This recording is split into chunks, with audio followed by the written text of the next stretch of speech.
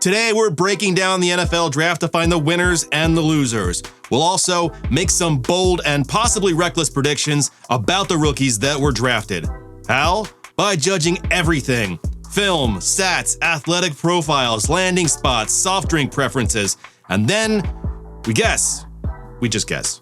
We're breaking down every team by their division. This is the AFC East. Welcome to Shut Up Football. I'm Jeff Stoltzfus. That's Kevin. Join us as we suck the marrow from this draft, or possibly just suck.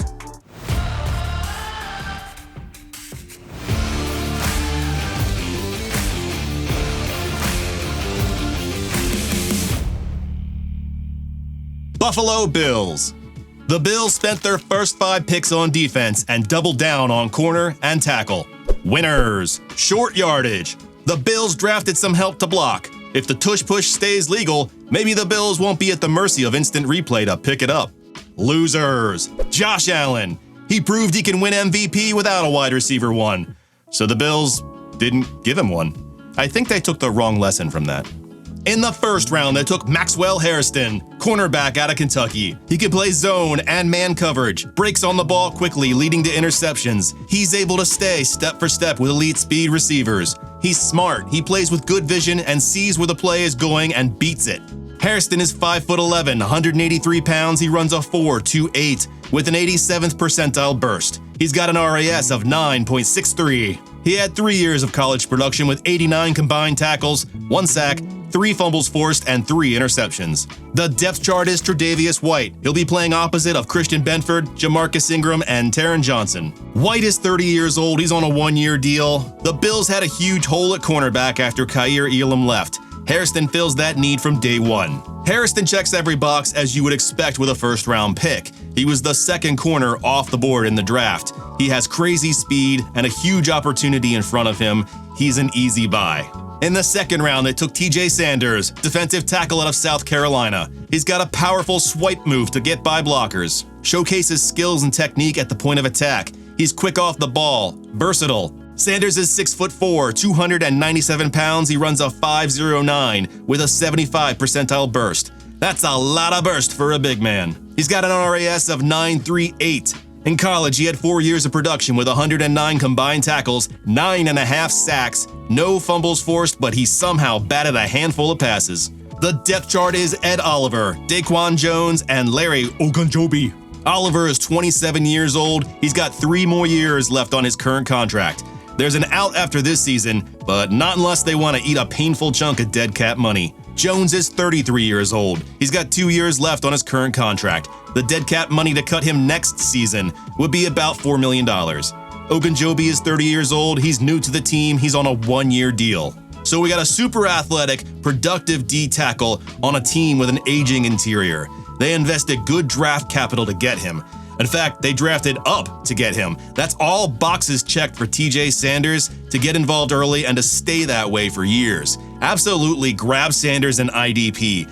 He is one of my favorites at his position. In the 5th round, they took Jackson Hawes, tight end out of Georgia Tech. He's got impressive hand usage and technique on the line. He likes to block. He wants to hit people. Limited quickness and route running ability. I don't know why Player Profiler comped him to Kyle Rudolph. My comp would have been a steam shovel with arms. Hawes is 6'5", 253 pounds. He runs a 4.82 with a 69th percentile burst. He's got an RAS of 7.23. In college, he had 4 years of production between Yale and Georgia Tech with 51 receptions, 566 yards receiving, 6 total touchdowns. The depth chart is Dalton Kincaid and Dawson Knox. Kincaid is 25 years old. He still has 2 more years left on his current contract. Knox is 28 years old. He has 2 years left on his contract, but there's an out after this year. I didn't think I would be talking about Jackson Hawes after the draft, but I'm sick of talking about defenders. Look, no one is drafting Jackson Hawes in their rookie drafts. He's a blocking tight end. He's salty. He's a F-you-up mauler that will occasionally surprise with a catch. And that's what he was drafted for. That's what the Bills needed. But that's not what you need on your fantasy football team. Don't waste the roster spot. New England Patriots. The Patriots drafted a long snapper. How did they fit through the doors at the draft with balls that big? Winners. Drake May. Will Campbell sounds like he's ready to die for you. Please, tell him that's not part of the job. He also got a few offensive weapons, which is nice, because now he has a few offensive weapons. Losers, Antonio Gibson. His fantasy stock just hit a giant iceberg that, honestly, we should have all seen coming. In the second round, they took TreVeyon Henderson, running back out of Ohio State. He's got twitchy lateral movements, great speed, good hands and route running ability. He turns the corner well, shows good wiggle and ability to work through traffic. Not the biggest guy. His comp was Reggie Bush. Henderson is 5'10", 202 pounds. He runs a 4.43 with a 91 percentile burst. He's got an RAS of 8.87. In college, he had 4 years of production with 3,761 yards rushing, 77 receptions, 853 yards receiving, and 48 total touchdowns. The word on the street is he hasn't fumbled in 3 years. The depth chart is Rhamondre, Stevenson, and Antonio Gibson. Stevenson is 27 years old. He has 4 years left on his current contract, with an out after 2026 and no dead cap money hit. Gibson is 26 years old. He has another 2 years left on his contract. They could cut him whenever with little dead cap money, but I don't see why they would. No red flags with Henderson. He was one of my favorites going into the draft. I do think he'll be in a committee here in New England, but his pass catching and explosive athleticism make him the one that you want in this committee. It's also the reason to select him earlier in fantasy football drafts than other backs like Quinshon Judkins or Caleb Johnson. In the third round, they took Kyle Williams, wide receiver out of Washington State. He's smooth in and out of his breaks, dynamic with the ball, creating chunk plays out of short throws. He flashed at the Senior Bowl. Steve Smith said he was one of his favorites, and guess what? He was one of mine too. His comps are Rashad Bateman or Marvin Mims Jr. Williams is 5'11", 190 pounds. He runs a 4.40 with a 51 percentile burst. He's got an RAS of 6.35. In college, he had 5 years of production with 248 receptions, 3,609 yards receiving, and 29 total touchdowns. The depth chart is Stephon Diggs, Mac Hollins, Demario Douglas, Kayshon Boutte, Kendrick Bourne, Jalen Polk, and Javon Baker. Diggs is 31 years old. He is coming off of injury. He's on a 3-year deal. Hollins is 31 years old. He's on a 2-year contract with an out after this year with little penalty. Douglas is 24 years old. He still has 2 years left on his rookie deal. Boutte is 22 years old. He still has 2 years left on his rookie deal. Bourne is 29. He still has 2 years left on his contract, but they could cut him whenever. Polk and Baker are both second-year guys that disappointed as rookies. Last year was a huge disappointment for Patriots receivers. I won't guess at the pecking order of this group, but they brought in some vets to help Drake May. That said, I don't like any of them in fantasy. Maybe Diggs if he's healthy? I still think Demario Douglas and Kayshon Boutte have some value as depth players. Polk and Baker might not even make it through camp, which is weird, because I thought they both had good potential. My only concern for Kyle Williams is the opportunities he's going to face in his rookie year, which isn't really a red flag as much as it is an uncertainty. There's a lot of people here. He's a rookie. How much does he get involved early? Don't know, but long term, it's a smash buy on Kyle Williams. You want a guy with this level of explosiveness, this kind of resume, drafted by the new coach to pair with your potentially top-level quarterback. When it comes to your fantasy draft, you may have to choose between him and someone like Jack Besh or Isaac Tesla, both of which are good prospects as well, but they didn't have the college production that Williams did. Don't let Kyle Williams slip past you in fantasy drafts. In the fourth round, they took Craig Woodson, DB out of Cal. Woodson is smart, quick to read and react. He has makeup speed. He doesn't strike me as the typical hard-hitting safety you want in your secondary. He's better at defending the pass in the air. Woodson is 6 foot, 200 pounds. He runs a 4.45 with a 65 percentile burst. He's got an RAS of 8.75. In college, he had 3 years as a starter, 245 combined tackles, 5 interceptions, 3 fumbles forced. I'm gonna skip the depth chart here because it's unclear. Our lads had him listed as the backup nickel corner to Marcus Jones. Woodson was listed as a safety prior to the draft. Then at the draft, he was drafted as the more nebulous defensive back. And the hive mind is saying that he'll be a dime safety, so he may only see the field in certain packages or special teams. His tape didn't show me anything worth stashing, so I really don't think he's worth rostering. New York Jets. The Jets addressed all of their needs, and they did it in the first 5 rounds. Winners. Malachi Corley. The Jets said they haven't given up on him yet, and the draft suggests that's true. Mason Taylor, prepare thyself for volume. Losers. Rookies drafted by the Jets. You better get that Madden rating up or you're going to be the subject of talks between a broccoli head and a grandpa named Woody. In the second round, they took Mason Taylor, tight end out of LSU. He's fluid in and out of his cuts, capable of running an expanded route tree. He tracks and adjusts to balls with consistency. He's a solid blocker that takes on linebackers. There is only one thing that bothers me about him. Every time he catches the ball, he falls down. What's up with that? Hard to get yards after catch from the floor. His comp was Dallas Goedert. Taylor is 6'5", 251 pounds. He runs a 4.74. He's got an RAS of 8.89. In college, he had 3 years of production with 129 receptions, 1,308 yards receiving, 6 total touchdowns. He was the most productive tight end in LSU history. The depth chart is Jeremy Ruckert, Stone Smart, and Zach Kuntz. Ruckert is 24 years old. He's in the final year of his contract. Smart is 26 years old. He's on a 1-year deal. Kuntz is 25, likely to be cut in camp. Taylor is everything I want in a tight end prospect. He's also the last of the top-tier tight ends to go in the draft. He didn't land in my favorite landing spot, but it's actually not as bad as I first thought. I didn't think of Justin Fields as being great for receivers, but according to numbers, Fields actually has targeted the tight end position about 24% of the time, which sounds low, but it's actually about 15th overall, meaning Taylor can start in your lineup week 1. In the fourth round, they took Arian Smith, wide receiver out of Georgia. Arian Smith is all speed. In fact, he might be only speed. He's not a great route runner, struggles to track the ball, drops a lot of passes. Smith is 6 foot, 179 pounds, runs a 4.36 with an 82nd percentile burst. He's got an RAS of 9.20. In college, he had 5 years of production, but really 1. He didn't see double-digit receptions until his final year. He had 48 receptions for 817 yards receiving, 4 total touchdowns.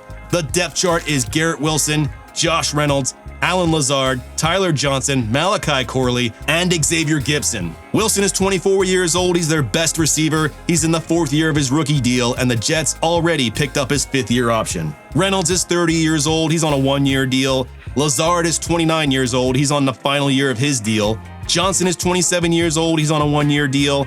Malachi Corley is 23 years old. He was a 3rd-round pick just last year. Gibson is 24. He's on the final year of his contract. So assuming they keep 6 receivers at most, somebody got to go. There's very little dead cap money to cut any of these vets. I really liked Corley in last year's draft, so I'm hoping he carves out a role this season. So where does Arian Smith fit into this group? Honestly, I don't know that he does.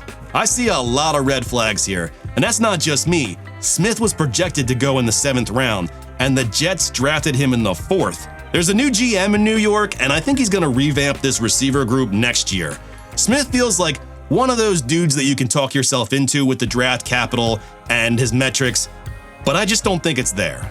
In the 5th round, they took Francisco Mauigoa, linebacker out of Miami. He reads blocks and crashes downhill, reads the quarterback, makes big hits, doesn't possess elite sideline-to-sideline coverage speed, but he still ends up being around the ball a lot. Mauigoa is 6'2", 233 pounds. He runs a 4.60 with a 63rd percentile burst. He's got an RAS of 9.14. In college, he had 4 years of production between Washington and Miami, 255 combined tackles, 36 for a loss, 3 interceptions, 6 fumbles forced. The depth chart is Jamian Sherwood and Jamin Davis. Sherwood is 25 years old. He really came on last year. He's got 3 years on his current contract. Davis is 26 years old. He's on a 1-year deal. Mauigoa was another projected 7th rounder. The Jets took him in the 5th. But I like Mauigoa. And not just because his name is fun to say. Not entirely because his name is fun to say. He's probably less of a reach here if the Jets felt like they needed depth at the position. However, he does probably cap out as a backup. He's likely in a competition with Jamin Davis for playing time, but neither are a threat to overtake Jamian Sherwood, so I wouldn't bother rostering him. Miami Dolphins. The Dolphins only had 2 picks in the first rounds, and they used them to address serious holes in their roster. Then they had to wait until the 5th round, where they sprayed and prayed for rosterable talent. Winners! Zach Wilson. He was right to go to South Beach. Tua's backup has seen reps over the past few seasons, and Quinn Ewers is not a challenge for that. Jalen Wright, not dead yet. Losers, defensive interior. 3 rookies at the position might not be the best strategy. In the first round, they took Kenneth Grant, defensive tackle out of Michigan. He is a massive athlete. He destroys blocks. He's stout versus the run. Sometimes, seems like he can be taken out of plays, though. He was the 2nd defensive tackle drafted. His comp was Haloti Ngata. Grant is 6'4", 331 pounds. He runs a 5.18 with a 57th percentile burst. He's got an RAS of 7.18. In college, he had 3 years of production with 69 combined tackles and 6.5 sacks. The depth chart is him. Phillips was drafted in the 5th round this year. Biggers was drafted in the 7th round. If Grant isn't the answer for that position from day one, the next man up is likely a 5th round rookie. So can he be? Yeah, probably. Being a day one starter before you enter the facility is a great opportunity, but I'm not investing in him for IDP. He's a nose tackle. I've already made my point about this position for fantasy in my NFC North video. There are defensive tackles I like in this class with better opportunities, and I will invest in them. In the 6th round, they took Ollie Gordon II, running back out of Oklahoma State. He's a big back with an insatiable thirst to score when he smells paint. I swear to God, Lance Zierlein wrote that. Here's my analysis. He looks like he's running in molasses. Most of his production was against bad defenses that couldn't tackle. The comps listed were Brian Robinson, LeGarrette Blount, and Tyler Algier, which tells me no one knows what the hell they're talking about. But what do I know? Let's check his metrics. Gordon is 6'1", 226 pounds. He runs a 4.61 with a 49th percentile burst. He's got an RAS of 6.21. That's actually better than I was expecting. In college, he had 3 years of production with 2,920 yards rushing, 80 receptions, 585 yards receiving, and 36 total touchdowns. The depth chart is Devon Achane, Jalen Wright, and Alexander Madison. Achane is 23 years old. He's still got 2 years left on his current contract. Wright is 22 years old. He was a 4th round pick last year that kinda disappointed. Not that he got a ton of opportunities. He's more speed than ability, but he should get another camp to prove himself. Madison is 26 years old. He's on a 1-year deal. Clearly, I'm a hater and should not be trusted. I guess he's not that bad. He was a 6th round pick. Everybody in that range in your draft is gonna have warts. And certainly, I can look past a few things if the player ends up in a really good situation, like if he had landed with the Cowboys. But on the Dolphins, you'd need Achane to miss time, Wright to disappoint, and Gordon would need to overtake Madison to see time. That is a lot of ifs. In the 7th round, they took Quinn Ewers, quarterback out of Texas. Inconsistent is the best word to describe him. There are times he has great mechanics, throws with touch, and looks like a pro. And then there were times when he looked weak-armed and overwhelmed, and his football accuracy fell apart. He was projected to go in the 3rd, he went in the 7th. His comp is Sam Howell. Ewers is 6'2", 195 pounds, he runs a 4.7. In college, he had 3 years of production with 9,128 passing yards, 68 touchdowns, 24 interceptions. The depth chart is Tua Tagovailoa and Zach Wilson. Tagovailoa is 27 years old. He's got 4 years left on his current contract with an out after 2, but they will not take that. Zach Wilson is 25 years old. He's on a 1-year deal. And this is not a horrible situation for any of these guys, really. I was way down on Quinn Ewers before the draft. I didn't think that anybody was less interested in him than me. And then 32 NFL franchises went 7 rounds on him. That's a much bigger fall than I was expecting. And the Dolphins actually are a great landing spot. I don't think he's ever going to be a starter, but he can be a valuable backup here in time. Thank you so much for watching Shutout Football. Please say hi to your mom for me, and we'll see you in the next one. Peace! Check the mic and make sure it sound right, boys.